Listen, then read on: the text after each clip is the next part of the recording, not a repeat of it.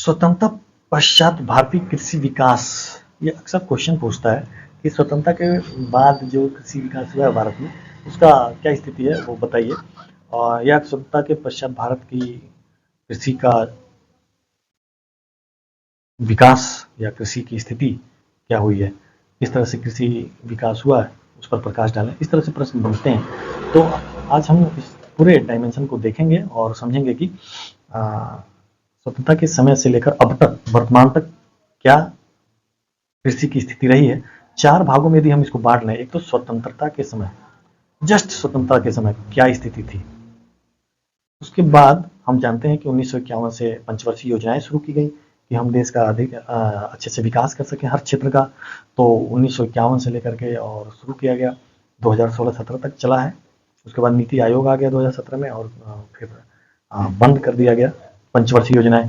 तो पंचवर्षीय योजनाओं के दौरान कृषि विकास कैसा रहा, पहली पंचवर्षीय योजना खासकर, दूसरी पंचवर्षीय योजना और तीसरी पंचवर्षीय योजना, क्योंकि उसके बाद 1966-67 में हरित क्रांति आ गया था, ग्रीन रेवोल्यूशन आ गया था।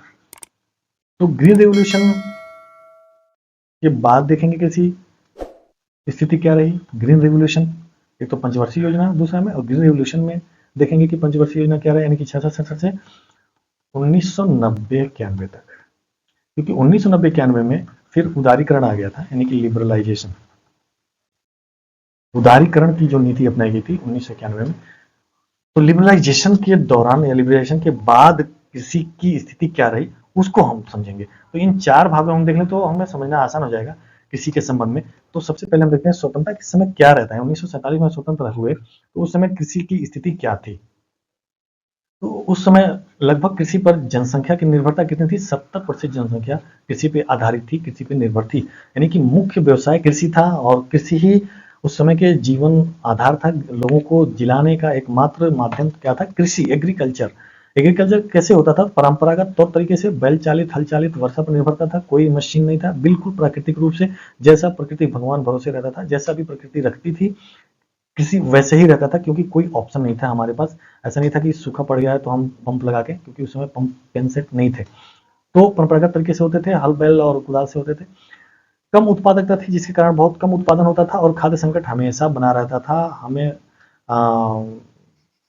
इतनी जनसंख्या थी कि भूखमरी की स्थिति रहती थी और बहुत सारी जनसंख्या, इसीलिए लोग ज़्यादा जनसंख्या भी पैदा करते थे, क्योंकि अत्यधिक जनसंख्या मर जाती थी भूख से और बीमारी से। क्योंकि कुपोषण रहेगा तो बच्चा ज़्यादा दिन तक सर्वाइव नहीं करेगा और वो डेथ हो जाएगा। तो ये स्थिति रहती थी। बंटवारे के कारण जो पंजाब और सिंध के उपजाऊ क्षेत्र थे वो पाकिस्तान में चले गए, तो इस कारण भी कृषि उत्पादकता कम रहा। 1943 में बंगाल में अकाल, जिसमें सड़कों पे लोग मर रहे थे, 1943 में जो बंगाल का अकाल पड़ा था और अ, लोगों के पास पर्याप्त भोजन नहीं था जिसके वो जिंदा रहे, तो बच्चे और महिलाएं और पुरुष हर तबके के लोग भूख से मरे 1943 में। तो ये स्थिति थी स्वतंत्रता के समय। उसके बाद पंचवर्षीय योजनाएं शुरू किया गया कृषि को विकास करने के लिए, क्योंकि सबसे प्रमुख था भोजन सर्वाइव करने के लिए। हम जीवित रहेंगे तो बाकी चीजें कर लेंगे, पहले हमें जीवित रहना जरूरी है। तो इसके लिए पंडित नेहरू जी ने नियोजित अर्थव्यवस्था का मार्ग अपनाया। उन्होंने रसिया से ये मॉडल लिया और पंचवर्षीय योजनाएं लागू करना शुरू किया। पहली पंचवर्षीय योजना उन्होंने 51 से 56 तक, 1951 से 56 तक कराया, जिसमें कृषि को सर्वोच्च प्राथमिकता दिया गया, जिसके लिए सिंचाई परियोजना और सिंचाई की व्यवस्था के लिए भाखड़ नांगलबाद दामोदर घाटी योजना को बनाया गया। सामुदायिक विकास कार्यक्रम की शुरुआत किया गया और जिसके फलस्वरूप खाद्यान्न उत्पादन में 15% की वृद्धि हो गई, जो कि बहुत अच्छी थी। फिर द्वितीय पंचवर्षीय योजना लागू किया गया, जिसमें औद्योगिकरण पर अत्यधिक जोर दिया गया, क्योंकि ये देखा गया कि केवल कृषि से हमारा काम नहीं चलना है, क्योंकि जनसंख्या बहुत ज़्यादा है और केवल कृषि में उनको लगाया रखना, यानी कि छिपी बेरोजगारी बहुत ज़्यादा बढ़ जाएगी। तो हम अन्य क्षेत्रों को भी विकसित करें जिसमें अन्य लोगों को भी रोजगार में लगाया जाए और उत्पादकता और उत्पादन को बढ़ाया जाए।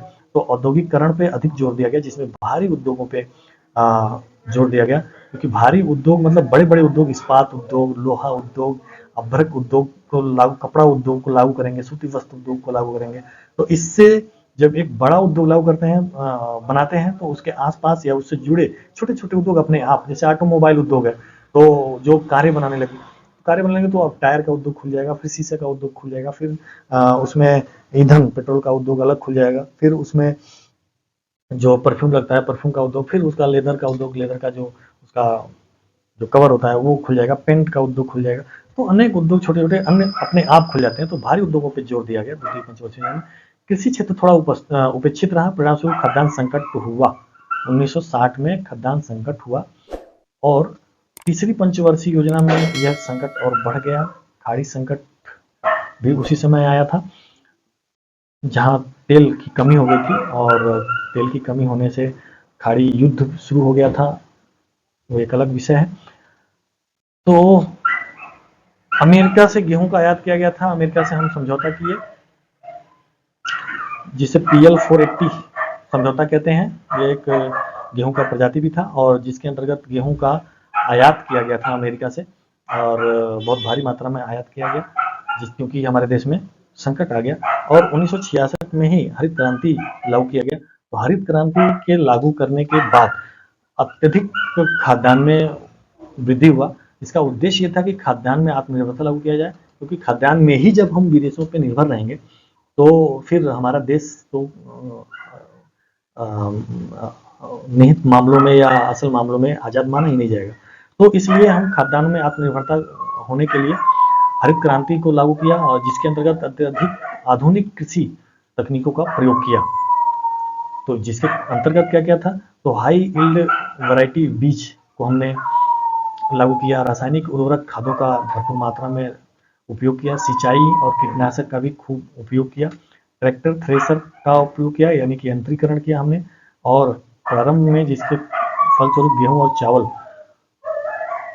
में अत्यधिक वृद्धि हुआ उत्पादन में, और जिसका सबसे ज़्यादा जो प्रभाव पड़ा वो पंजाब, हरियाणा, पश्चिमी उत्तर प्रदेश में बहुत अप्रत्याशित रूप से कृषि उत्पादन बढ़ गया।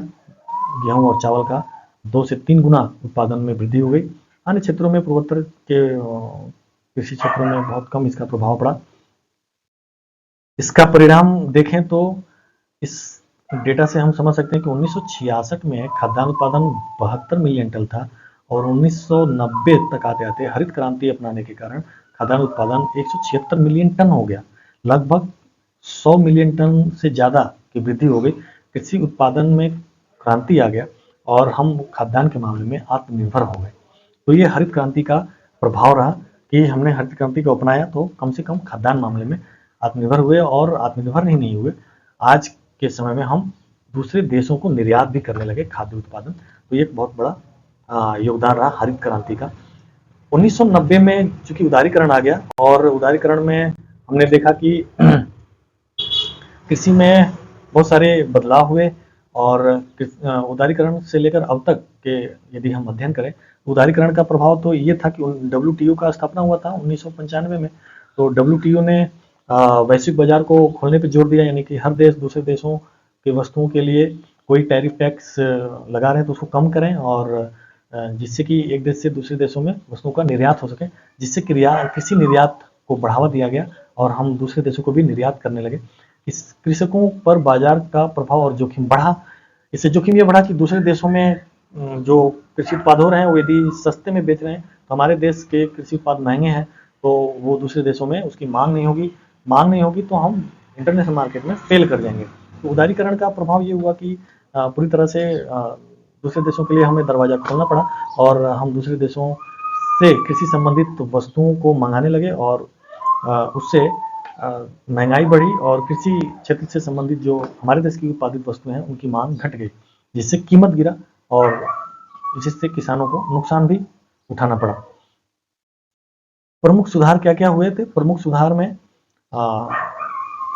राष्ट्रीय खाद्य सुरक्षा मिशन लागू किया गया 2007 में, जिसके अंतर्गत हम पहले देश के लोगों के लिए खाद्य सुरक्षा मुहैया कराएंगे। जो फूड कॉर्पोरेशन ऑफ इंडिया है, FCI है, उसको जिम्मेदारी दी गई कि वो पर्याप्त मात्रा में फूड का भंडारण करें और लोगों को फूड मुहैया कराएं। आज हम देख रहे हैं कि फ्री राशन दिया जा रहा है, उसी के तहत सभी लोगों को फ्री राशन मुहैया कराया जा रहा है। तो ये प्रमाण है कि हम खाद्यान्न के मामले में आत्मनिर्भर हैं। प्रधानमंत्री कृषि सिंचाई योजना अभी हमने पीछे देखा, योजना शुरू किया जिसके माध्यम से नहरों का विस्तार किया गया और हर खेत तक पानी ड्रिप सिंचाई के माध्यम से और कृषि यंत्रों, सिंचाई यंत्रों का सेट और अन्य यंत्रों का सस्ते दामों में किसानों को उपलब्ध कराया गया। पीएम किसान योजना 2019 में 6,000 वार्षिक नगद सहायता 2-2 करके हर 4 महीने में यानी कि 3 बार 2,000 करके किसानों को दिया जाता है। ई नाम डिजिटल प्लेटफॉर्म मुहैया कराया गया। National agriculture market NAM national agriculture market की स्थापना किया गया जिसके तहत डिजिटल कृषि बाजार उपलब्ध कराया गया जिसपे किसान अपने फसल का विक्रय खुद ही उस डिजिटल मार्केट में कर सकता है और कीमतों को देख करके निर्णय ले सकता है। तो ये प्रमुख सुधार किए गए। 5वां जैविक और टिकाऊ कृषि की तरफ अब ध्यान दिया जा रहा है जिसके तहत अब हम ये जोर दे रहे हैं चूंकि पर्यावरण ह्रास हो रहा है, कीटनाशक और उर्वरक खादों का इस्तेमाल करके स्वास्थ्य का ह्रास हो रहा है, तो अब जैविक खेती पर बल दिया जा रहा है। टिकाऊ खेती, सस्टेनेबल एग्रीकल्चर, जिसमें कि हम तमाम उर्वरक और कीटनाशकों का प्रयोग करके देखें कि खेती की उर्वरकता, खेती की जो उपजाऊपन क्षमता है वो कम होती जा रही है और कृषि उत्पादक गिरने लगा। तो हम पुनः वापस अब स्वतंत्रता के समय जो जैसी स्थिति थी, परंपरागत खेती जो प्रकृति पर निर्भर था, यानी कि प्रकृति चाहे तो उसमें जितना भी उर्वरकता दे तो उसको हम लागू करेंगे और उसमें हम कोई अतिरिक्त कीटनाशक या उर्वरकों का, यूरिया और पोटास का अधिक मात्रा में उपयोग ना करें। और इस तरह से क्योंकि यदि टिकाऊ कृषि करना है तो यानी कि आने वाले भविष्य में आने वाली पीढ़ियों को, आने वाले बच्चों को भी उसका उत्पादन मिलता रहे, इसके लिए हमें टिकाऊ खेती की तरफ आना पड़ेगा। जिसका मतलब यह है कि पूरी तरह से गोबर की खाद और पत्तों को सड़ा करके उसकी खाद उसमें खेतों में डालें और उसको प्राकृतिक रूप से ही करें, उसमें कोई अतिरिक्त कीटनाशक और जैविक रासायनिक खादों का प्रयोग बिल्कुल ना करें। तो ये 2020 से शुरू किया गया और कुल क्षेत्र 2.8 मिलियन हेक्टेयर इसके अंतर्गत शुरू कर दिया गया, लिया गया है और वर्तमान में इसका बहुत व्यापक प्रचार किया जा रहा है। जैविक कृषि का परंपरागत कृषि विकास योजना, इसके लिए एक योजना चलाया गया, परंपरागत कृषि विकास योजना, जिसमें हम परंपरागत रूप से कृषि करके और उसका उत्पादन हम करेंगे और उसके उत्पादन को हम ज़्यादा करेंगे। प्राकृतिक कृषि जैसे जीरो बजट खेती का प्रचार करना, जिसमें कोई हम उर्वरक और कीटनाशक वगैरह नहीं डालेंगे, यानी कि जीरो बजट खेती करेंगे, कोई हम उसमें लागत नहीं बढ़ाएंगे और स्वस्थता को ध्यान में रखते हुए कि उर्वरक और कीटनाशक उपयोग करने से फसलों के अंदर वो चीज़ें पहुंच जाती हैं जिससे मानव स्वास्थ्य को नुकसान पहुंचता है, तो उसको हम खत्म करने के लिए ये योजना लागू कर रहे हैं। Thanks for watching, keep watching.